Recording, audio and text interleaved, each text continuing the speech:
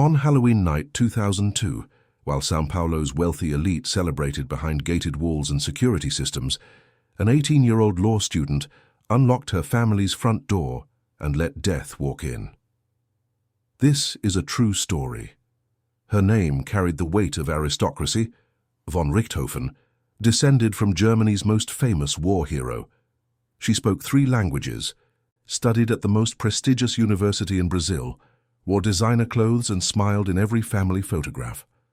But on that October night, Suzane von Richthofen made a choice that would transform her from privileged daughter into something Brazil had never quite seen before, a calculating architect of her own parents' end. She didn't pull the trigger. She didn't strike the blows. She simply waited downstairs in the library, emotionless and patient, while the people who gave her life lost theirs in the bedroom above. Some crimes are committed in rage, some in desperation. This one was committed with the cold precision of someone checking items off a shopping list. And when investigators finally pieced together what happened in that mansion in Brooklyn, one of the most exclusive neighborhoods in South America, they found themselves staring into a darkness that money and education couldn't explain. A darkness that still, more than 2 decades later, refuses to fully reveal itself. Welcome to the Midnight File. I'm Julian Cross. And tonight, we're opening a case that became Brazil's most infamous family tragedy, a story of inheritance and obsession, of privilege turned poison, of a young woman who looked at her parents and saw only obstacles to be removed. This is the Suzane von Richthofen case. Let me take you back to October 2002. Brazil was a nation caught between its developing world past and its ambitious future. São Paulo, the country's beating economic heart, sprawled across countless neighborhoods where extreme wealth bordered extreme poverty, where gated mansions stood mere blocks from favelas. In this city of contrasts, the von Richthofen family represented the absolute pinnacle of success. They lived in Brooklyn, where property values soared and neighbors included diplomats, executives, and old money families who measured their lineage in centuries rather than decades. Manfred Albert von Richthofen, 49 years old, had built an impressive career as an engineer. He'd risen to become director of DERSA, São Paulo's state highway management company, a position of considerable power and, as investigators would later discover, considerable opportunity for those willing to bend rules. But we'll return to that. Manfred's wife, Mauricia, was 50, a respected psychiatrist who had spent her professional life studying the human mind, trying to understand what makes people act as they do. The irony of her eventual fate, that her own daughter's psychology would become the subject of national forensic debate, is almost too cruel to contemplate. The von Richthofen family appeared, from every external measure, to be living the Brazilian dream. They had money, status, education, and connections. Their daughter Suzane, born November 3, 1983, embodied every advantage they could provide. Private schools, language tutors, international travel, enrollment at the Pontifical Catholic University's law program, one of the most prestigious academic institutions in Latin America. She was blonde, beautiful, poised. In photographs from her childhood and teenage years, she always stood at the center, always perfectly composed. Their son, Andreas, 16 in 2002, seemed equally well-adjusted. He was interested in model aircraft, a hobby that required patience, precision, and technical skill. A good student, a quiet kid who didn't cause trouble. From the outside, this was a family that had everything. But families are like houses. Sometimes the foundation cracks where no one can see it. The first visible crack appeared in the form of a young man named Daniel Cravinhos de Paula e Silva. Daniel was 21 when he entered the von Richthofen orbit. He came from a different world entirely.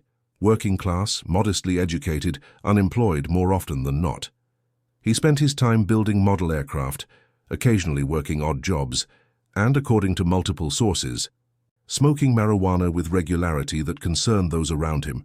He had a certain charm, apparently, enough that when he met Andreas through their shared hobby interest, he managed to get invited to the von Richthofen mansion.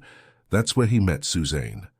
Now the dynamics of teenage attraction rarely follow logic, and wealthy parents throughout history have watched in horror as their daughters fall for exactly the wrong kind of young man. But what developed between Suzane and Daniel went beyond typical rebellion. According to later testimony and psychological evaluation, Suzane became obsessed. Daniel represented everything her parents despised, and perhaps that was precisely the point. When Manfred and Maricia discovered the relationship, they reacted exactly as you might expect parents of their class and era to react. They forbade it. They told Suzane that Daniel was unsuitable, that he had no prospects, that the relationship had no future. They weren't wrong in their assessment of Daniel's stability or potential, but they made a critical miscalculation about their daughter's psychology. Because Suzane didn't hear their concerns as protective parenting, she heard them as tyranny, and in the particular architecture of her mind, a structure that forensic psychologists would later map with disturbing precision, parental opposition didn't diminish her attachment to Daniel. It intensified it. There's a phenomenon in psychology sometimes called Romeo and Juliet syndrome, where parental prohibition paradoxically strengthens romantic bonds. The relationship transforms from being about love into being about rebellion, about autonomy, about proving that you control your own life. For most teenagers, this phase passes. They fight with their parents, they sneak around. They eventually either break up with the unsuitable partner or the parents gradually accept reality. Suzane chose a different path entirely. Throughout 2002, as her parents maintained their prohibition and Suzane continued seeing Daniel in secret, something shifted inside her. Friends later reported that she began using substances more frequently: marijuana, paint thinner, glue, MDMA. Her behavior became more erratic. She talked about Daniel as though he were her savior, the only person who truly understood her. And she began talking about her parents not as people who loved her, but as obstacles, problems, things standing between her and the life she deserved. She was 18 years old, legally an adult, enrolled in law school, studying the very codes and statutes that govern society. And she was planning something that would violate the most fundamental law of all. The planning, according to later confessions and trial testimony, took months. This wasn't a crime of passion. It wasn't a sudden snap of rage. It was methodical, calculated.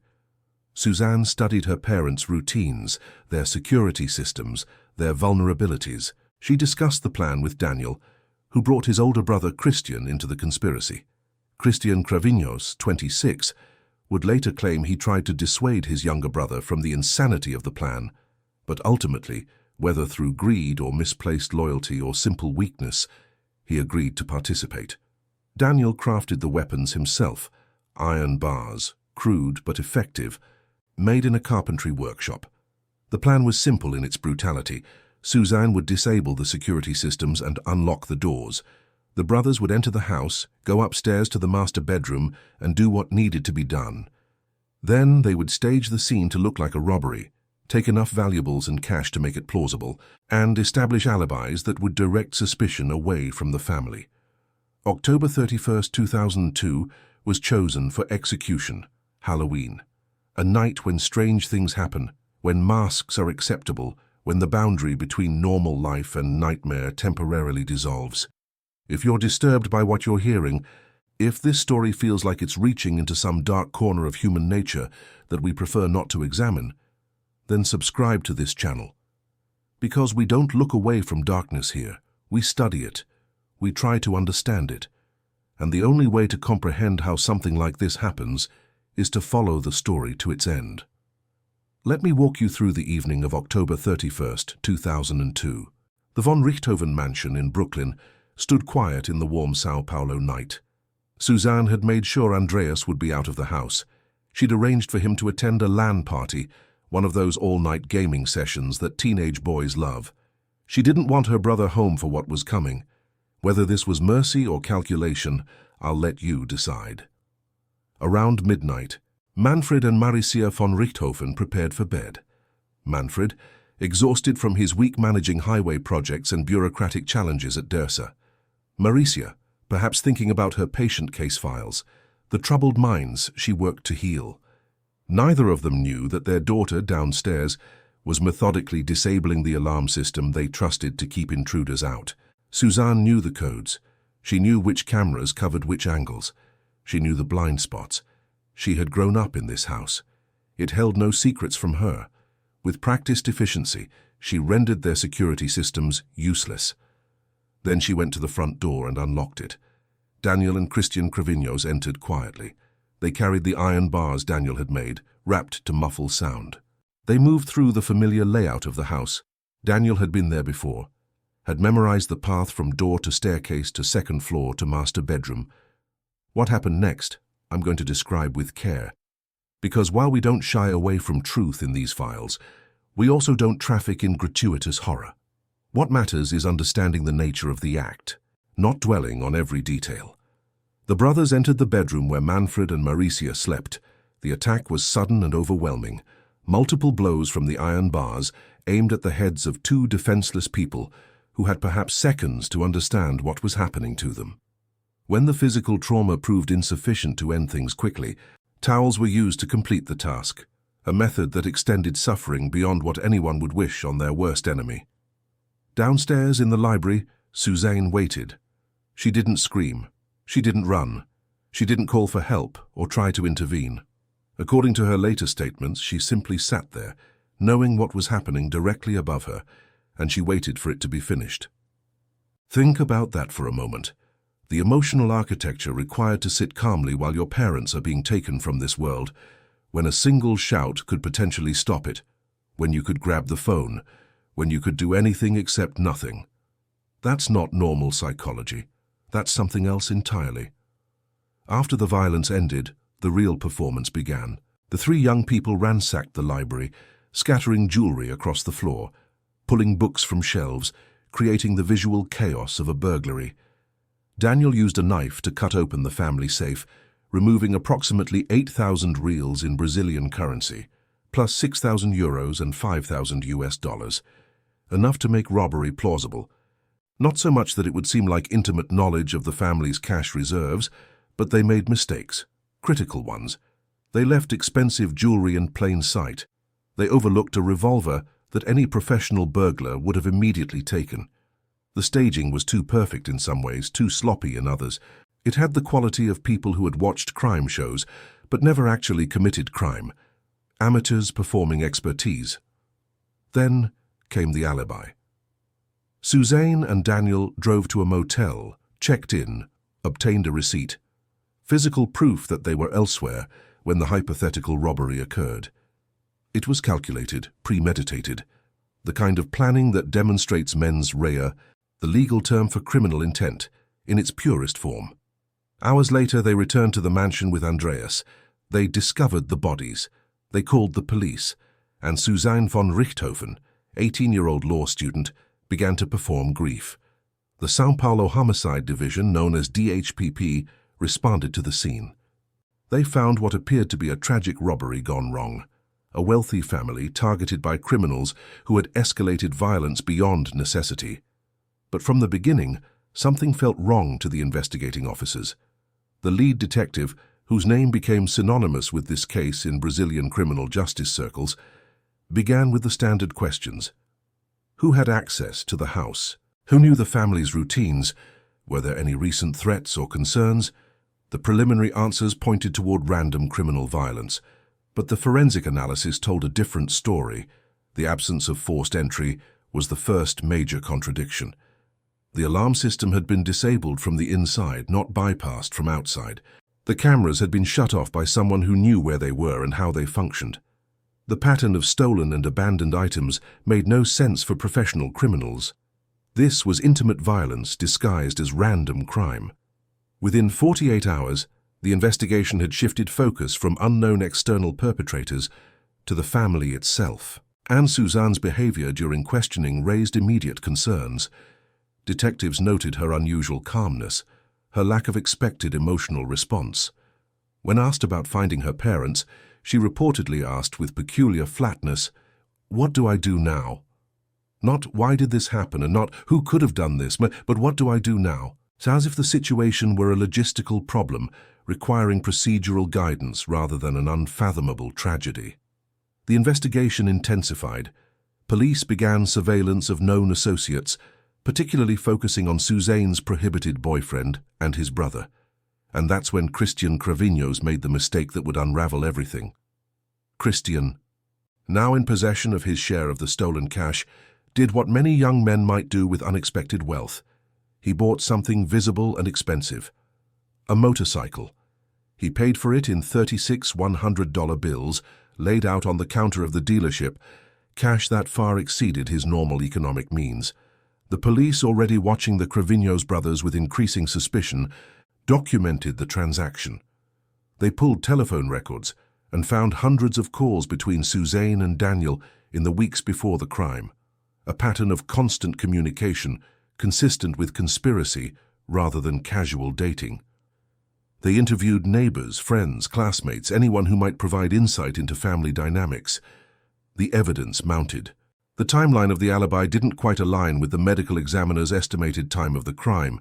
Small inconsistencies in statements, behavioral anomalies, and beneath it all, the inescapable logic that this crime required insider knowledge. On November 8, 2002, just 8 days after Halloween night, all three suspects confessed. 8 days. From crime to confession, in barely more than a week. The speed was almost unprecedented in Brazilian criminal justice, where investigations can languish for years. But the evidence was overwhelming, and when confronted with it, their stories collapsed. Daniel confessed first, implicating his brother and Suzane. Christian confessed next, providing details that corroborated the timeline. And finally, Suzane confessed, though her version of events would begin to shift almost immediately, establishing a pattern of strategic narrative construction that would define the next 2 decades of legal proceedings. The confessions confirmed what investigators had suspected. This was a coordinated family annihilation, planned over months, executed with cold precision, and motivated by a combination of inheritance money, romantic obsession, and something darker that psychology struggles to name. If this case makes you question human nature, if it makes you wonder about the capacity for evil hiding beneath ordinary surfaces, then you understand why we examine these stories. Leave a comment below telling me what you think drove Suzane von Richthofen to this point. Was it the money? The rebellion? Something broken in her psychology from the beginning? I want to hear your theories. Now we come to the question that consumed Brazilian media and public consciousness. Why?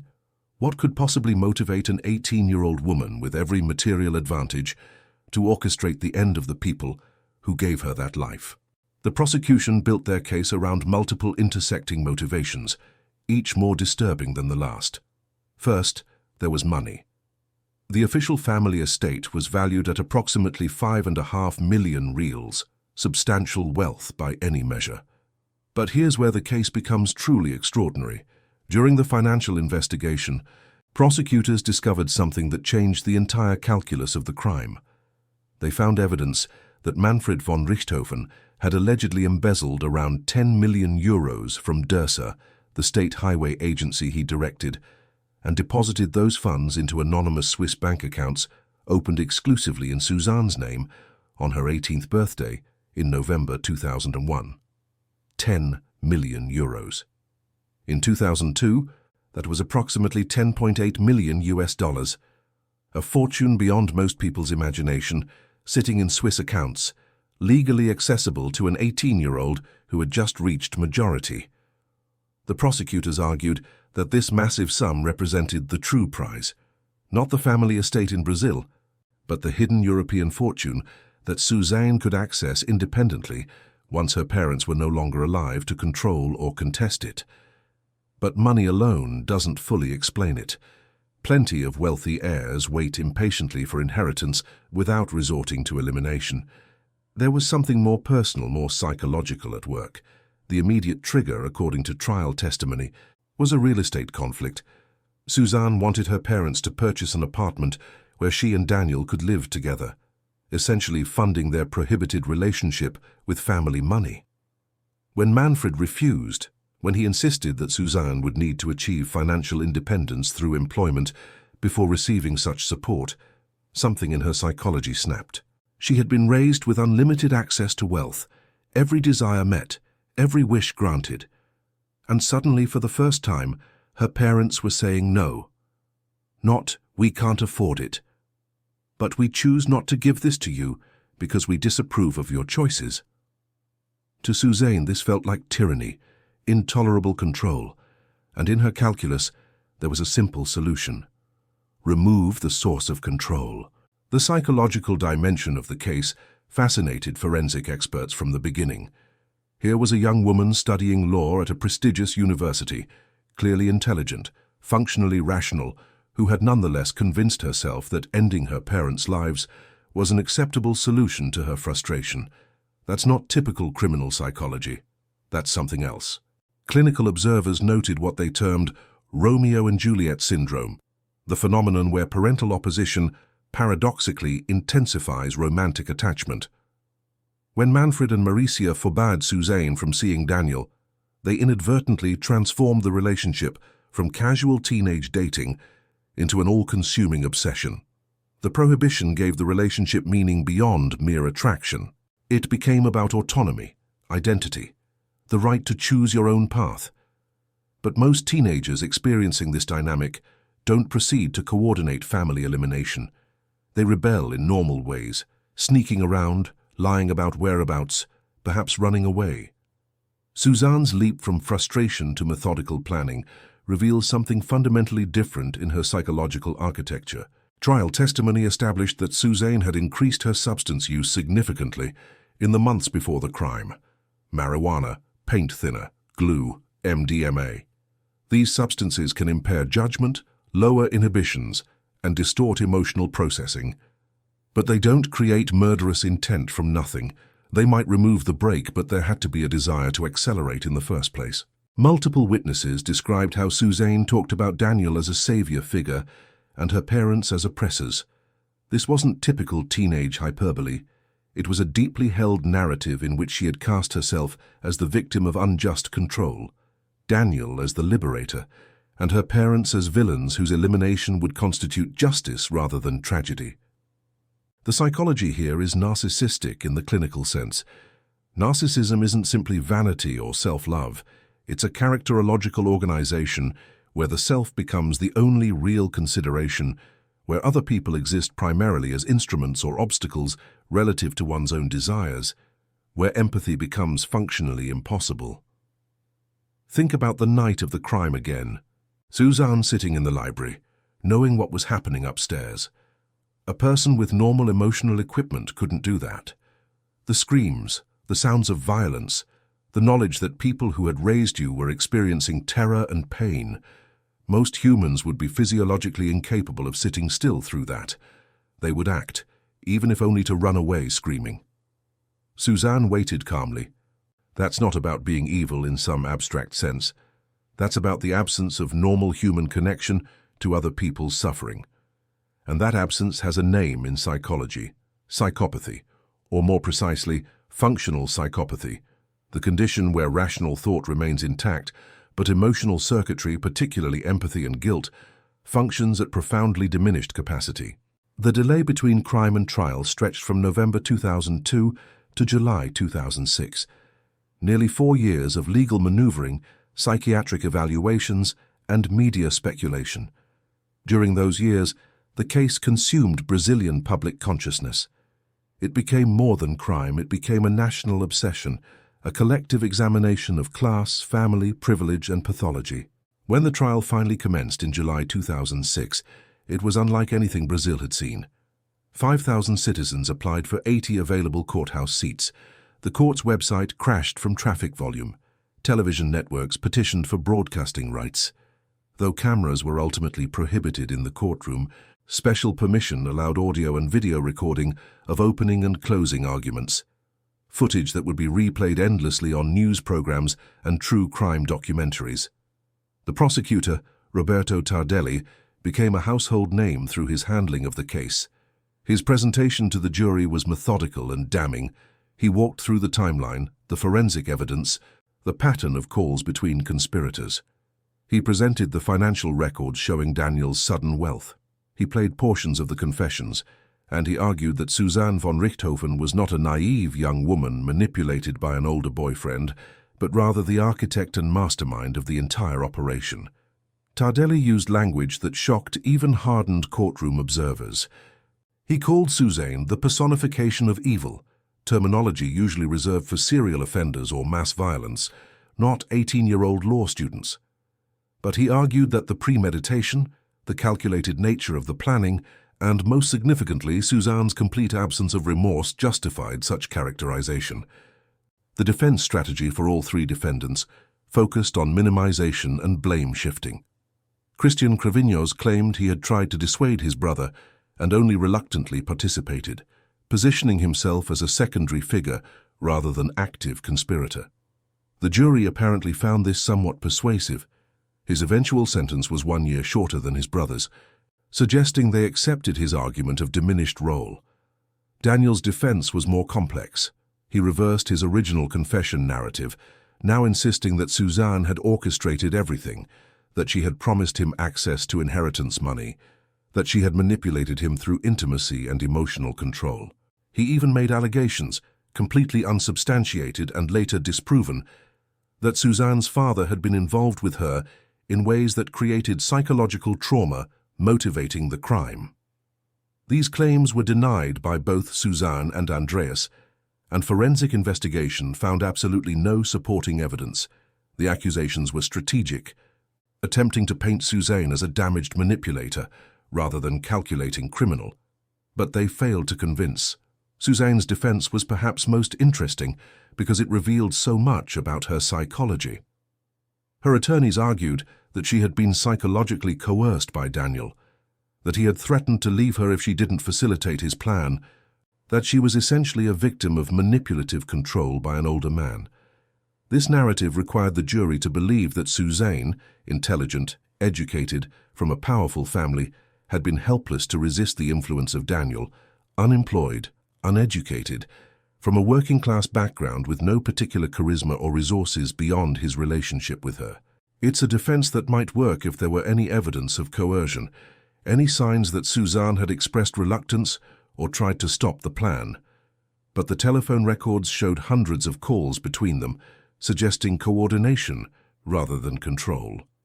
The timeline showed methodical planning over months, not a sudden capitulation to threats. And most damning of all, her behavior on the night of the crime and in its immediate aftermath showed calculated deception rather than traumatized compliance. During the trial, cameras captured something that became iconic in Brazilian true crime culture.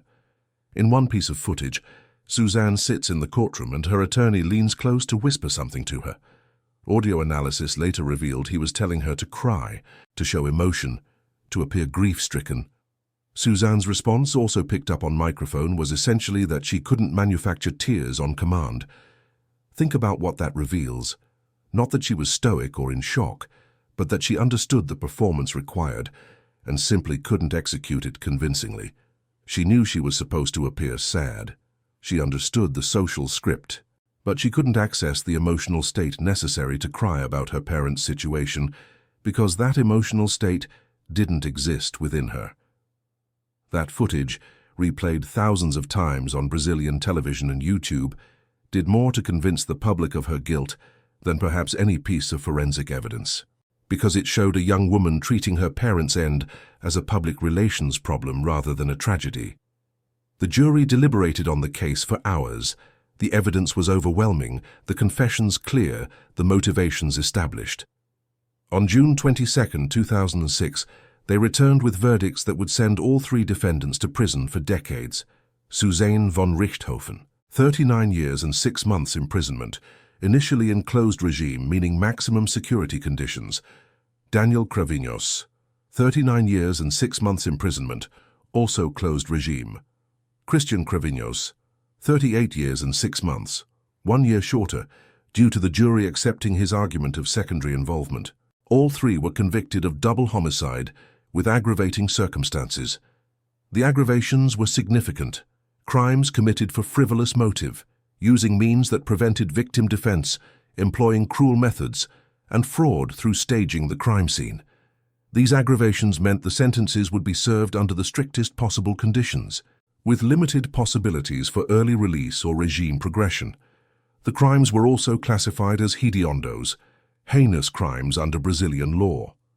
This classification carries special restrictions, requiring that a significant portion of the sentence be served before any consideration of parole or regime change. It's a designation reserved for the most serious offenses, particularly brutal violence, crimes against children, and acts that shock the collective conscience. The courtroom reaction was muted. No one celebrated. This wasn't justice that felt satisfying. It was justice that felt necessary, but tragic. The legal system processing an incomprehensible act and arriving at the only possible conclusion. Suzane showed little visible reaction to the verdict. Observers noted the same emotional flatness that had characterized her throughout the investigation and trial. She didn't weep. She didn't collapse. She simply processed the information and prepared to be escorted to Tremembe prison, where she would begin serving what amounted to a life sentence by most standards. Now, before we continue with what happened after the trial, I want to pause and address something. Because we've covered a lot of disturbing material, and if you're still with me, if you're trying to understand how something like this happens in a family that seemed to have everything, then you're exactly the kind of person this channel is for. Consider subscribing if you haven't already. Hit that notification bell, because every week we open another file, another case that challenges our assumptions about human nature. Share this video with someone who's interested in true crime, criminal psychology, or just understanding the darker corners of human behavior, and leave a comment. I read them all, and your insights often illuminate aspects of these cases I hadn't fully considered. Now, let's talk about what happened after Suzane von Richthofen entered Tremembe prison. Tremembe is not a typical Brazilian prison.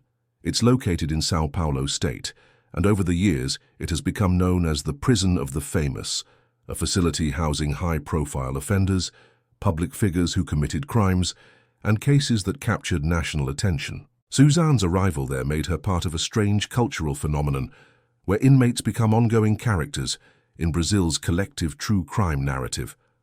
Her time in Tremembe generated constant media speculation. Stories emerged about her daily routine, her relationships with other inmates, her continued law studies. There were reports, some confirmed, some sensationalized, about romantic relationships she formed inside the prison walls. Every detail of her incarceration became content for magazines, documentaries, and social media discussion. But what's most significant about her time in prison isn't the tabloid speculation. It's the psychological evaluations that were conducted as she approached potential eligibility for regime progression. In Brazil's penal system, even those sentenced to decades can potentially move from closed regime, maximum security, to semi-open regime, with work-study privileges, to open regime, essentially parole with monitoring. These progressions require demonstrations of good behavior, rehabilitation, and most importantly, psychological evaluation, confirming the inmate no longer poses a danger to society. The first major evaluation of Suzane von Richthofen was conducted in 2014 using the Rorschach inkblot test among other assessment instruments. For those unfamiliar, the Rorschach is one of the most established psychological assessment tools, presenting subjects with ambiguous inkblot images and analyzing not just what they see but how they process, respond, and organize their perceptions. The 2014 results were concerning but not necessarily disqualifying. The evaluation found elevated egocentrism, preoccupation primarily with her own needs and desires, behavioral immaturity inconsistent with her chronological age as if development had arrested at some earlier point, possibility of emotional discontrol under sufficient pressure, a personality structure oriented around narcissistic and manipulative patterns, camouflaged aggression, meaning aggressive impulses that were repressed but still present beneath the surface, and a sense of omnipotence, the belief that normal rules and consequences don't fully apply to her. None of this was surprising given the crime, but it also wasn't evidence of substantial rehabilitation. It suggested that Suzane in 2014 was psychologically similar to Suzane in 2002, just with more years of experience navigating institutional life. The evaluation recommended continued monitoring and treatment, but it didn't close the door on eventual release. It simply noted that she wasn't ready yet. Then came the 2018 evaluation, and that's where things became truly revealing. In 2018, as Suzane again petitioned for regime progression, psychologists administered another Rorschach assessment. But this time, they discovered something extraordinary.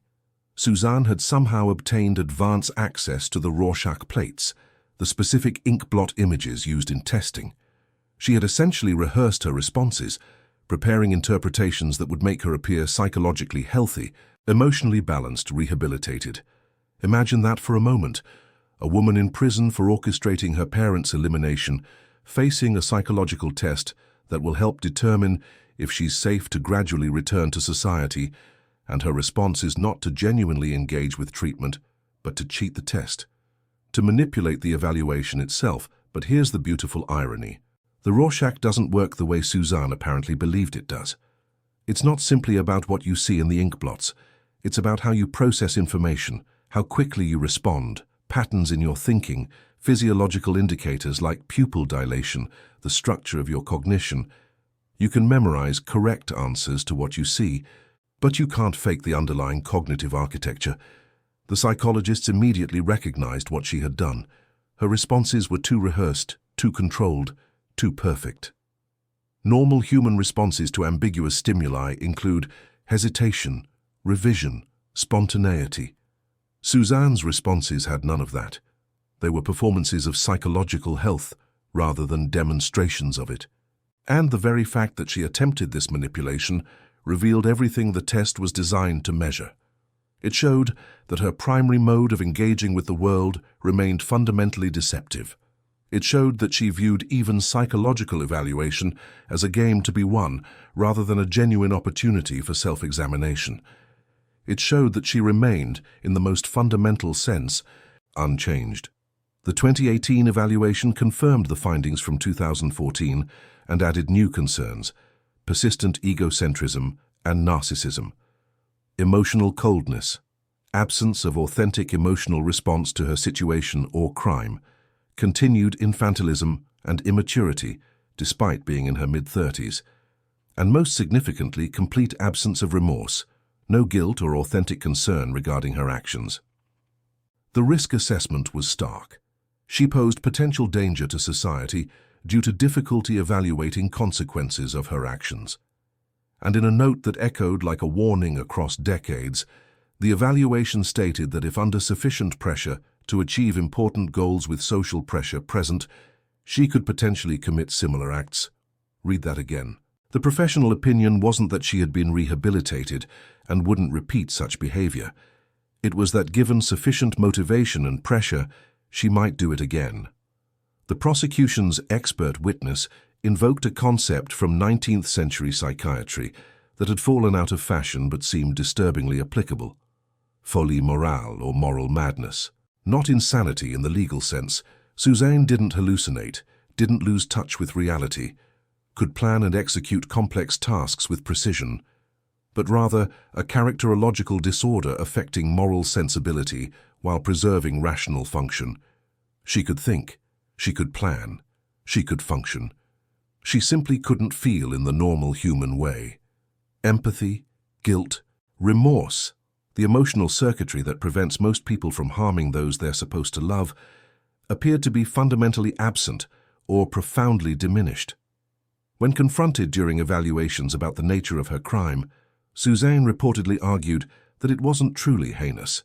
It was simply a means to achieve her own happiness, as if happiness justified any method, as if her parents' lives were obstacles rather than precious relationships. Perhaps most chilling was a statement she made to legal counsel that became part of court records.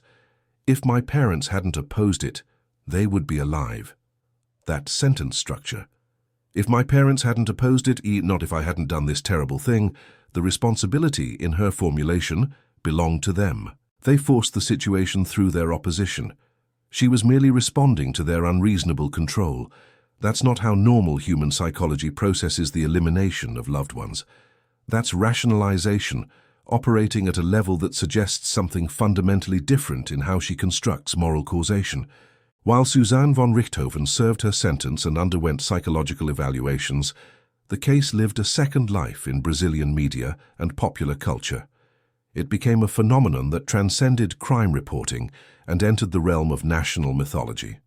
Veja magazine, Brazil's most influential news weekly, provided extensive coverage that academic researchers would later study as an example of media shaping public perception of criminal defendants. The coverage oscillated between humanizing Suzane, presenting her as a troubled young woman from a dysfunctional family, and monsterizing her, portraying her as an evil embodiment of privileged depravity. This oscillation reflected society's struggle to categorize her. Was she a victim who became a perpetrator, or was she something else, something that resisted easy psychological explanation? The media couldn't decide, so it presented both narratives simultaneously, allowing readers to choose their own interpretation. The case spawned documentaries, books, academic papers, true crime podcasts, and eventually, in 2021, 2 competing narrative films released simultaneously. The Girl Who Killed Her Parents presented Daniel's perspective on events, while The Boy Who Killed My Parents presented Suzane's version. Both films received mixed critical reception. Reviewers noted that even with such inherently dramatic source material, the movies somehow failed to capture the genuine psychological horror of the real events. But perhaps the most culturally significant manifestation came in 2025 with the Amazon Prime series Tremembe, which dramatized the lives of Brazil's most famous inmates, including Suzane. 2 decades after the crime, she remained sufficiently notorious to warrant fictional representation, her story retold for new generations who hadn't lived through the original media frenzy. The case had become part of Brazil's cultural DNA, a reference point for discussions about class, family dysfunction, narcissism, and the capacity for evil hiding behind privilege and beauty. When Brazilians wanted to reference crimes that defied explanation, they invoked Richthofen. The name became shorthand for family betrayal at its most extreme. Now we come to perhaps the most unresolved and morally destabilizing aspect of the entire case: the money. Specifically, those Swiss bank accounts allegedly containing 10 million euros in funds that Manfred von Richthofen had reportedly embezzled from Dersa and deposited in Suzane's name. International jurisprudence has long established what's colloquially known as the Slayer rule, the doctrine that individuals cannot profit from their own criminal acts, particularly from the elimination of persons from whom they would inherit. American states codify this principle. English law recognizes it.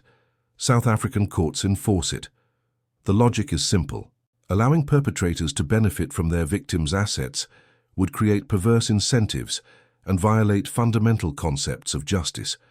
But Brazil's specific application of this principle to parricide, the ending of one's parents, remains legally ambiguous in Suzane's particular case.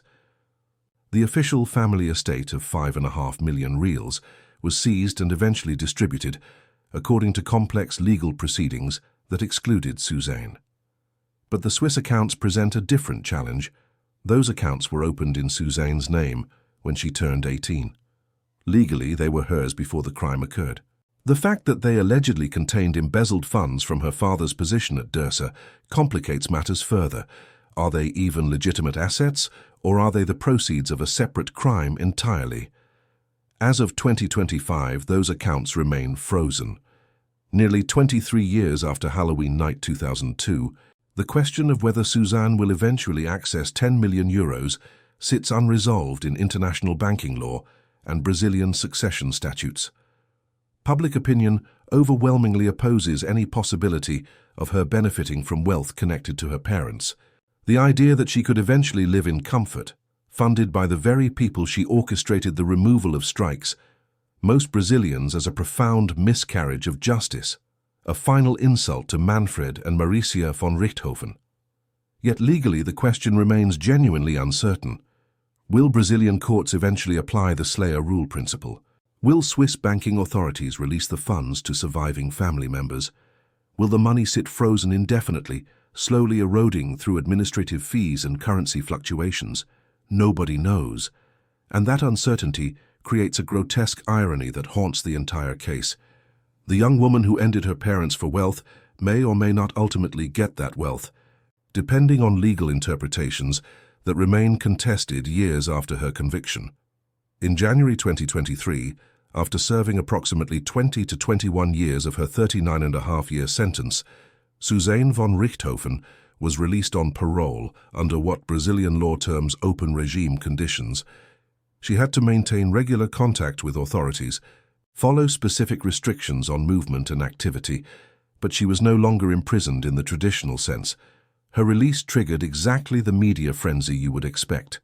News helicopters followed her vehicle. Paparazzi staked out locations she might visit. Opinion pieces debated whether 20 years was sufficient punishment for the calculated ending of 2 lives. Television networks aired special programs examining the case from every conceivable angle. Suzane relocated to a community outside Brazil's major metropolitan areas, seeking whatever anonymity might be possible for someone whose face had appeared on magazine covers and television screens for 2 decades. She established a domestic partnership, and in what many observers found disturbing given her history, she became a mother, giving birth to a son. That last fact generated intense debate. Does someone who orchestrated her own parents' elimination deserve the opportunity to raise a child? Can maternal instincts exist in someone who showed such profound absence of familial connection? The questions were uncomfortable because they revealed tension between our desire for justice and our recognition that even people who commit monstrous acts remain legally entitled to continue living and, potentially, to change. Brazilian law doesn't prohibit convicted individuals from having children after release. The parole board couldn't condition her freedom on reproductive choices without violating fundamental rights. So Suzane von Richthofen, whose parents had given her every advantage only to have her orchestrate their end, became a parent herself. I'll let you sit with that irony for a moment. In 2024, a legal development emerged that illuminated the complex relationship between criminal justice and human rights. TV Globo, Brazil's dominant television network, had broadcast details from Suzane's confidential 2018 Rorschach psychological evaluation in a news report without her consent. The broadcast revealed her attempt to manipulate the test and included analysis of her persistent psychological pathology. Suzane sued for privacy violation and invasion of intimate information. The case proceeded through multiple levels of Brazilian courts, and here's what's remarkable: she won. Every court that reviewed the matter ruled in her favor, ultimately ordering TV Globo to pay 10,000 reals, approximately $1,900 in damages. The payment was completed in late 2024, and the case was archived. Now, 10,000 reals isn't life-changing money. The significance wasn't financial. The significance was symbolic. The same Brazilian justice system that had imprisoned her for 2 decades, that had classified her crime as heinous, that maintained her as one of the nation's most notorious criminals, simultaneously recognized her fundamental human rights to privacy and dignity. Think about what that means. We can acknowledge that someone committed terrible acts while still protecting their basic legal rights. We can say you are a criminal and you are still human in the same breath. The legal system demonstrated something profound here. Justice isn't about reducing people to their worst actions. It's about maintaining civilized standards, especially, when dealing with those who violated civilized standards most egregiously. Suzane's critics argued that someone who showed her parents no dignity deserved none herself. But that's not how rights work. Rights exist precisely to protect unpopular people, those society would prefer to strip of protection. If we only granted rights to the sympathetic, they wouldn't be rights at all. So where are we in 2025? Suzane von Richthofen is 41 years old. She lives in a community whose location is deliberately kept vague to protect her and those around her. She's raising a child. She maintains open regime parole status, meeting regularly with authorities, complying with restrictions, living a life that must feel surreal after 2 decades of incarceration. The question of the Swiss bank accounts remains unresolved. Public interest in her case continues, evidenced by the 2025 Amazon series and ongoing documentaries. And Brazilian society remains profoundly divided about what her case represents. Some view her imprisonment and eventual release as justice functioning correctly, A young woman who committed terrible acts served significant time, underwent evaluation and monitoring, and is now cautiously reintegrating into society with substantial restrictions and oversight. Others view her release as a miscarriage of justice, arguing that someone who orchestrated the end of the people who gave her life, who showed such profound absence of remorse, who attempted to manipulate psychological evaluations, should never have been released regardless of time served. Andreas von Richthofen, her brother, has lived with this tragedy for more than 2 decades. He lost his parents in the most horrific circumstances imaginable, discovered that his sister orchestrated their end, and has had to process this trauma while his family's story played out as national entertainment. He was 16 years old when it happened. He's now nearly 40. Half his life has been defined by Halloween night 2002. Daniel and Christian Kreviños completed their sentences and were eventually released as well, though they generated far less media attention. They were participants, accomplices, but never the central focus of public fascination. It was always Suzane, the young woman from the aristocratic family, the law student who studied the codes she would violate, the daughter who sat calmly downstairs while others carried out the plan she had designed. So what does the Richthofen case tell us about human nature? About crime? About the intersection of privilege, psychology, and violence?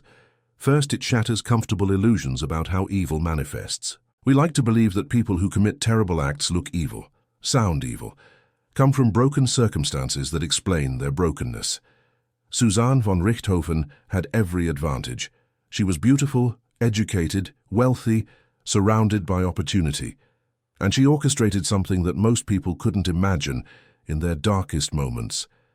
Evil, if we're going to use that word, doesn't always announce itself with obvious markers. Sometimes it wears designer clothes and studies law and speaks 3 languages and smiles in family photographs. Second, the case illuminates the complex relationship between psychological pathology and criminal responsibility. Suzane displayed characteristics consistent with narcissistic personality disorder and functional psychopathy: reduced empathy, absence of genuine remorse, manipulative tendencies, grandiose sense of entitlement. But she wasn't legally insane. She knew what she was doing. She understood right from wrong in the abstract. She simply didn't feel it applied to her situation. This creates profound challenges for justice systems. How do we handle people who are psychologically disordered, but legally sane? They're not innocent by reason of insanity, but they're also not psychologically typical. Do they deserve different consideration, different treatment, different sentencing? These questions remain contested in criminal justice philosophy. Third, the case reveals the dangers of parental prohibition without psychological sophistication. I'm not blaming Manfred and Maricia von Richthofen for what happened to them. They're victims, and their refusal to fund Suzane's relationship with Daniel was entirely reasonable. But the case does demonstrate how prohibition can paradoxically intensify attachment in certain personality types, transforming manageable teenage rebellion into something far darker. Parents facing similar situations might learn from this tragedy that sometimes the wiser course isn't rigid prohibition, but strategic acceptance with boundaries, allowing relationships to proceed naturally rather than forcing them underground where they can metastasize into obsession.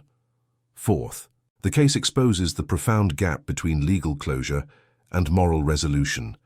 3 people were convicted, sentences were served, evaluations were conducted, release occurred according to legal procedures.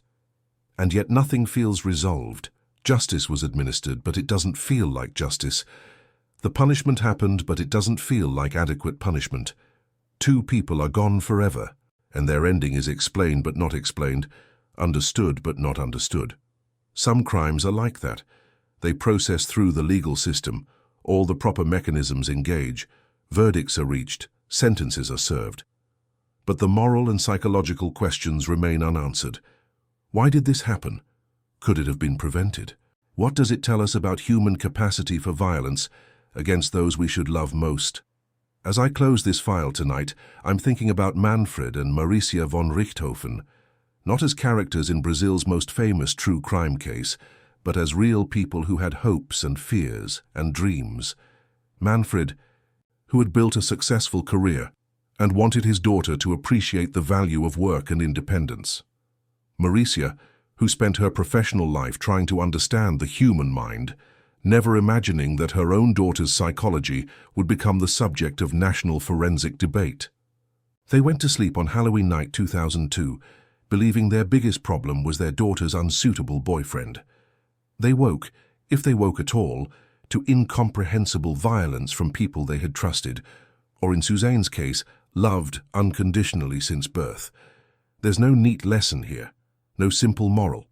The case resists easy categorization or comfortable conclusions.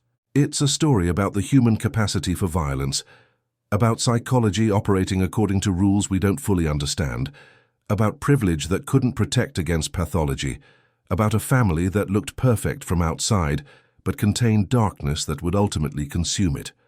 Suzane von Richthofen is free now, living somewhere in Brazil, raising a child, continuing the life she wanted so desperately that she removed the two people standing between her and her vision of happiness. Whether she's genuinely changed, whether she's capable of authentic remorse, whether she poses danger to those around her, these questions remain open. Psychological evaluations suggested continued concern. Time will reveal whether those concerns were warranted. And somewhere frozen in Swiss banks, 10 million euros sit in accounts that may never be accessed, may never be distributed, may simply remain in financial limbo as a monument to a crime that defied simple resolution. The Midnight File on Suzane von Richthofen closes not with answers but with questions. Questions about what we owe to victims and what we owe to perpetrators. Questions about whether people can change, or whether character is destiny. Questions about justice and whether legal closure equals moral resolution. Questions about families and how darkness can hide behind gates and security systems and prestigious addresses. If this case stays with you, if it makes you question assumptions about human nature and the nature of evil, if it haunts you the way it's haunted Brazil for more than 2 decades, then this channel is exactly where you belong. Subscribe if you haven't already. Leave a comment sharing your thoughts on this case. I read them all, and your perspectives often illuminate aspects I hadn't fully considered. Share this with someone who appreciates deep dives into true crime that go beyond sensationalism to examine the psychological and moral complexities. Because every week, we open another file, another case that refuses easy answers, another story that reveals something uncomfortable about human nature and the civilizations we've built to contain it. I'm Julian Cross. This has been the Midnight File, and some cases, like some questions, are meant to stay open. Until next time, remember, the truth is rarely as simple as we want it to be. But that doesn't mean we stop searching for it.